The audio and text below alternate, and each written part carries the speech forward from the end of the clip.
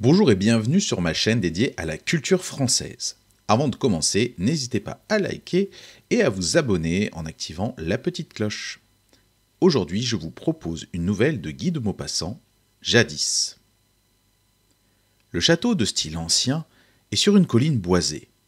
De grands arbres l'entourent d'une verdure sombre et le parc infini étend ses perspectives tantôt sur des profondeurs de forêt, tantôt sur les pays environnants. À quelques mètres de la façade se creuse un bassin de pierre où se baignent des dames de marbre. D'autres bassins, étages, se succèdent jusqu'au pied du coteau, et une source emprisonnée roule ses cascades de l'un à l'autre. Du manoir qui fait des grâces comme une coquette surannée, jusqu'aux grottes incrustées de coquillages et où sommeillent des amours d'un autre siècle, tout, en ce domaine antique, a gardé sa physionomie des vieux âges. Tout semble parler encore des coutumes anciennes, des mœurs d'autrefois, des galanteries passées et des élégances légères où s'exerçaient nos aïeuls.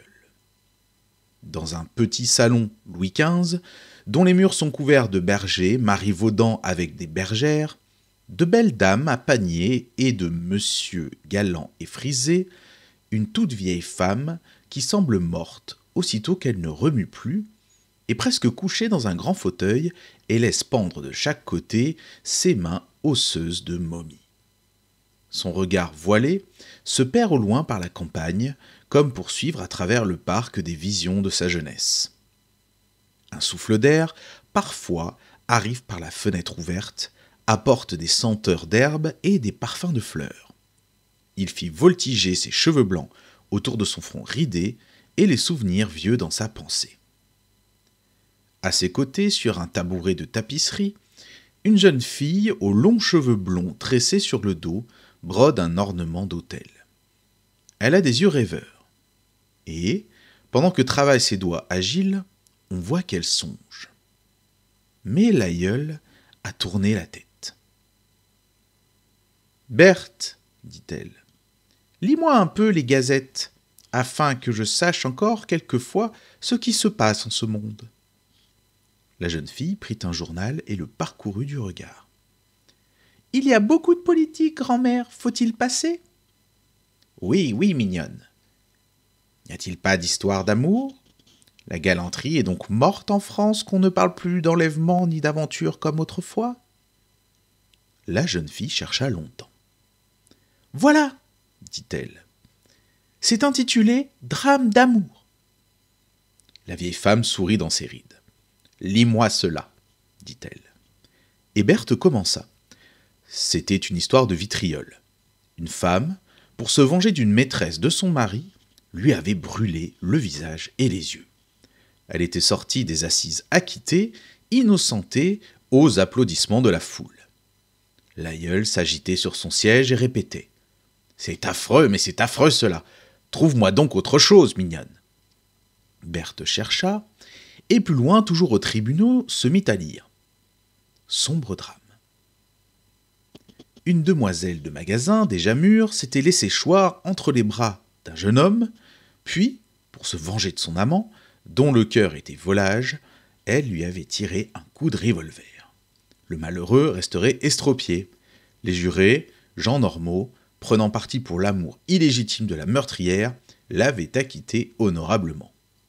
Cette fois, la vieille grand-mère se révolta, tout à fait, et, la voix tremblante, « Mais vous êtes donc fou aujourd'hui, vous êtes fou. Le bon Dieu vous a donné l'amour, la seule séduction de la vie, l'homme y a joint la galanterie, la seule distraction de nos heures, et voilà que vous y mêlez du vitriol et du revolver, comme on mettrait de la boue dans un flacon de vin d'Espagne. » Berthe ne paraissait pas comprendre l'indignation de son aïeul. « Mais, grand-mère, cette femme s'est vengée. Songe donc, elle était mariée et son mari la trompait. » La grand-mère eut un soubresaut. « Quelles idées vous donne-t-on à vous, autres jeunes filles, aujourd'hui ?» Berthe répondit. « Mais le mariage, c'est sacré, grand-mère !» L'aïeul tressaillit en son cœur de femme née encore au grand siècle galant. « C'est l'amour qui est sacré, dit-elle. Écoute, fillette, une vieille qui a vu 3 générations et qui en sait long, bien long sur les hommes et sur les femmes.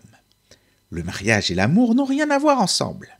On se marie pour fonder une famille et on forme des familles pour constituer la société. La société ne peut pas se passer du mariage. Si la société est une chaîne, chaque famille en est un anneau. Pour souder ces anneaux-là, on cherche toujours les métaux pareils. Quand on se marie, il faut unir les convenances, combiner les fortunes, joindre les races semblables, travailler pour l'intérêt commun qui est la richesse et les enfants. On ne se marie qu'une fois, fillette, parce que le monde l'exige, mais on peut aimer 20 fois dans sa vie, parce que la nature nous a fait ainsi. Le mariage, c'est une loi, vois-tu, et l'amour, c'est un instinct qui nous pousse tantôt à droite, tantôt à gauche. On a fait des lois qui combattent nos instincts, il le fallait, mais les instincts toujours sont les plus forts, et on ne devrait pas trop leur résister, puisqu'ils viennent de Dieu, tandis que les lois ne viennent que des hommes. Si on ne parfumait pas la vie avec de l'amour, le plus d'amour possible, mignonne, comme on met du sucre dans les drogues pour les enfants, personne ne voudrait la prendre telle qu'elle est. Berthe, effarée, ouvrait ses grands yeux. Elle murmura. « Oh, grand-mère, grand-mère, on ne peut aimer qu'une fois !»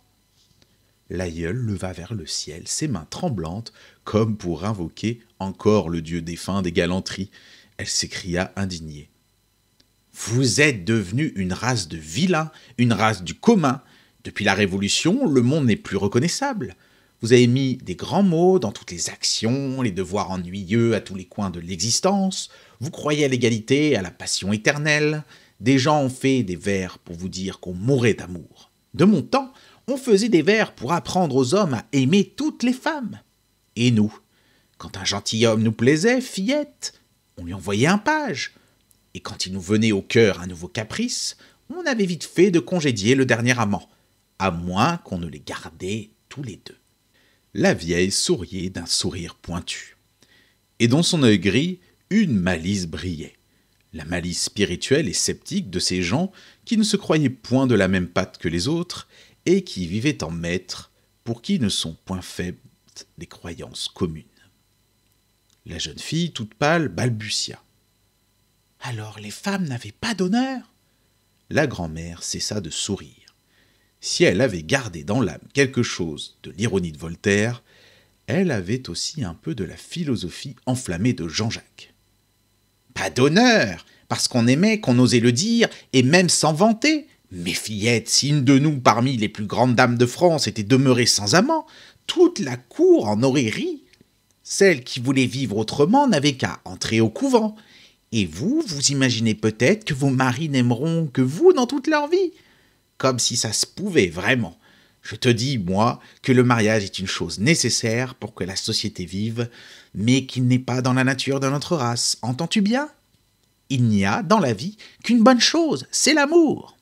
Et comme vous le comprenez mal, comme vous le gâtez, vous en faites quelque chose de solennel, comme un sacrement ou quelque chose qu'on achète comme une robe. » La jeune fille prit en ses mains tremblantes les mains ridées de la vieille.